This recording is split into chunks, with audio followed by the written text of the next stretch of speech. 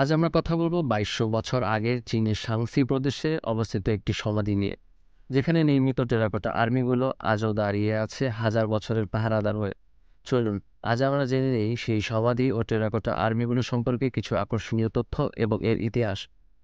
স্বাগতম আমাদের প্রশ্ন ইউটিউব চ্যানেলে। সিন শি হুয়াং ছিলেন চীন রাজবংশের প্রতিষ্ঠাতা এবং চীনের প্রথম সম্রাট। তিনি ঝাও রাজ্যের রাজধানী হানদানে জন্মগ্রহণ করেন। তার পিতা ছিলেন রাজা জুয়াং জিয়াং এবং মাতা lady Zhao. Singh she Huang খ্রিস্টপূর্ব ২৪৬ সালে মাত্র ১৩ বছর বয়সে চীনের রাজা হন।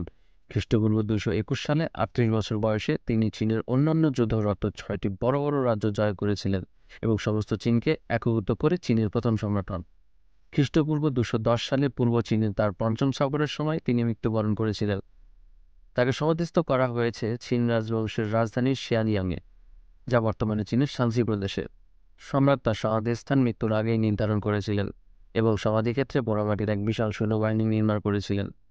তখন সম্রাট বিশ্বাস করতেন পোড়ামাটির এই সৈন্যবাহিনী মৃত্যুর পরবর্তী জীবনে তার নিরাপত্তা নিশ্চিত করবে। খ্রিস্টপূর্ব ২৪৬ থেকে ২০৮ সালের মধ্যে ৩৮ বছরের বেশি সময় ধরে এই সমাধিটি নির্মাণ করা হয়েছিল। একটি কাটা পিরামিড আকৃতির ৫১ মিটার উঁচু সমাধি নির্মাণ করা হয়। সমাধিটি চীন রাজবংশের রাজধানী শিয়ালিয়াংয়ের আদালতে তৈরি করা হয়েছিল। সমাধি থেকে প্রায় ১.৫ কিলোমিটার পূর্বে অবস্থিত টেরাকোটার সৈন্যদের এমনভাবে সাজানো হয়েছিল যেন সৈন্যবাহিনী পূর্ব দিক থেকে সমাধিটি রক্ষা করতে পারে। সমাধিটি ৫৬ বর্গ কিলোমিটার এলাকা জুড়ে বিস্তৃত, যেখানে ৮,০০০-টিরও বেশি সৈন্য, ৫২০টি ঘোড়া, ১৩০টি রথ এবং ১৫০টি অশ্বারোহী ঘোড়া রয়েছে। টেরাকোটা আর্মির মূর্তিগুলো স্থানীয় কারিগর এবং শ্রমিক সহ প্রায় ৭ লক্ষ কর্মী দ্বারা তৈরি করা হয়েছিল। ১০টি মুখের ছাঁচ ব্যবহার করে মূর্তিগুলোর মুখ তৈরি করা হয়েছিল এবং প্রতিটি মুখের ভিন্নতা আনার জন্য মাটি যোগ করে মুখগুলির ভিন্ন ভিন্ন আকার প্রদান করা হয়। মূর্তিগুলোর দেহ, হাত, পা এবং মাথাগুলো আলাদাভাবে তৈরি করা হয়েছিল এবং পরবর্তীতে টুকরোগুলোকে একত্রিত করা হয়েছিল। পোড়ামাটির মূর্তিগুলো তাদের সামরিক পদমর্যাদা অনুসারে স্থাপন করা হয়েছিল। মূর্তিগুলো প্রায় ৫ থেকে ৭ ফুট পর্যন্ত লম্বা ছিল, আর সবচেয়ে লম্বা মূর্তিটি ছিল একজন সেনাপতির। মূর্তিগুলোতে সেই সময় রং করা হয়েছিল, যদিও সেই রং আর নেই। টেরাকোটা আর্মির মূর্তিগুলো গায়ের সব রং উধাও হয়ে যায় যখন এসব মূর্তিগুলো শুষ্ক আলো বাতাসের সংস্পর্শে আসে। রঙগুলো তৈরি করা হয়েছিল সেই সময় বিভিন্ন উপাদান থেকে, যেমন সাদা রং তৈরি করা হয়েছিল পাথর ও হাড় দিয়ে, আয়রন অক্সাইড দিয়ে গাঢ় লাল, ম্যালাকাইট দিয়ে সবুজ, কাঠকয়লা দিয়ে কালো, সিলিকেট দিয়ে বেগুনি এবং চীনা বার্নিশ গাছের রস থেকে তৈরি করা হয় বাদামি রং। স্থাপত্য থেকে তলোয়ার, চাকু, বর্শা, ঢাল, ক্রসবো এইসব ব্রঞ্জের অস্ত্রশস্ত্র উদ্ধার করা হয়। কিছু অস্ত্রকে ক্রোমিয়াম ডাই অক্সাইডের প্রলেপ দেওয়া হয়েছিল, যা তাদের গত ২২০০ বছর ধরে যে কোনো ধরনের ক্ষয় থেকে রক্ষা করেছে। অস্ত্রগুলিতে তামা, টিন, নিকেল, ম্যাগনেসিয়াম এবং কোবাল্ট সহ অন্যান্য উপাদানের মিশ্রণ রয়েছে।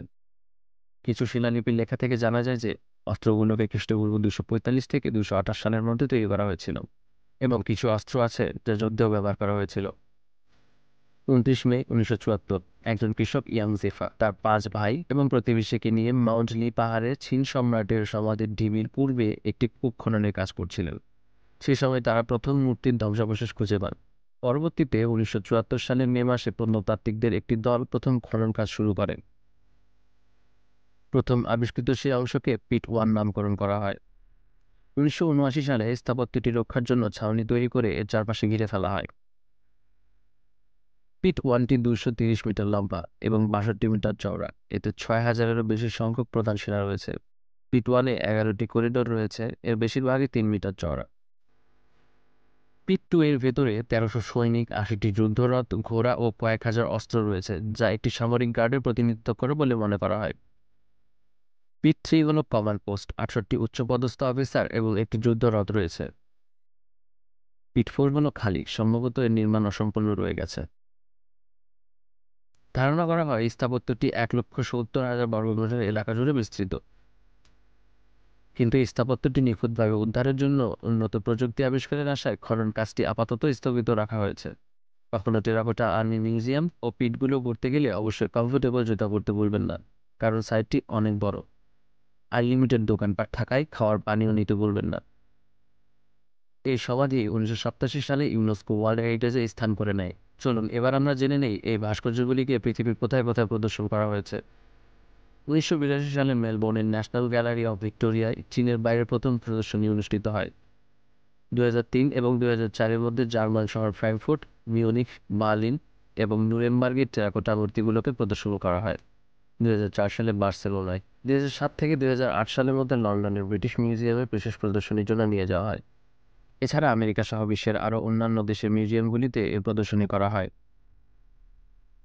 যাই হোক, চীন সম্রাটের সমাধি ও টেরাকোটা আর্মির এই ভার্চুয়াল যাত্রায় আমাদের সাথে যোগ দেওয়ার জন্য আপনাদের সকলকে ধন্যবাদ।